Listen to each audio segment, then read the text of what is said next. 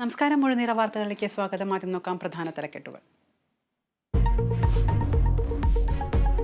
ജമ്മു കാശ്മീരിന് പ്രത്യേക പദവിയില്ല. 370 വകുപ്പ് റദ്ദാക്കിയ കേന്ദ്ര സർക്കാർ നടപടി സുപ്രീം കോടതി ശരിവെച്ചു.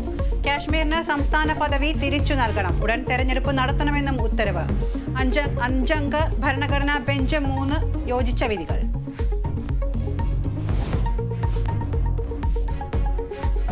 ഗവർണർക്കെതിരെ വീണ്ടും SFIയുടെ പ്രതിഷേധം. പാളയം യൂണിവേഴ്സിറ്റി കോളേജിന് സമീപത്ത് SFI പ്രവർത്തകർ കരിങ്കൊടി കാണിച്ചു.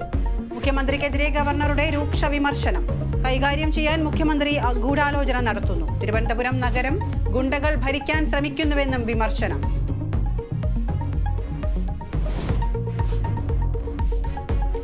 നവകേരള ബസിനു നേരെ ഷൂ എറിഞ്ഞ KSU പ്രവർത്തകർക്ക് ജാമ്യം. പോലീസിന് കോടതിയുടെ രൂക്ഷ വിമർശനം.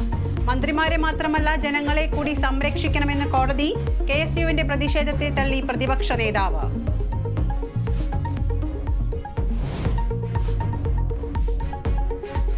ലോക്സഭാ സീറ്റ് തിരഞ്ഞെടുപ്പിൽ 3ാം സീറ്റിന് ആവശ്യമുന്നയിക്കാൻ മുസ്ലിം ലീഗ്. തീരുമാനം സംസ്ഥാന നേതൃയോഗത്തിൽ. അടുത്ത UDF യോഗത്തിൽ ആവശ്യമുന്നയിക്കുമെന്ന നേതാക്കൾ. നിലയ്ക്കലിൽ വലഞ്ഞ ശബരിമല തീർത്ഥാടകർ. ആവശ്യത്തിന് ബസ്സുകൾ ഇല്ലാത്തതിനാൽ 100 കണക്കിന് പേർ വഴിയിൽ കുടുങ്ങി. പ്രതിഷേധവുമായി യുവമോർച്ച. തിരക്കൊഴിയാതെ സന്നിധാനം. അവലോകന യോഗം വിളിച്ച് മുഖ്യമന്ത്രി.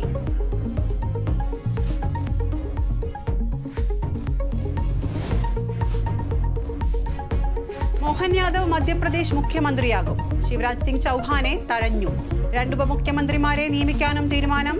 സ്പീക്കർ സ്ഥാനത്തേക്ക് നരേന്ദ്ര സിംഗ് തോമർ.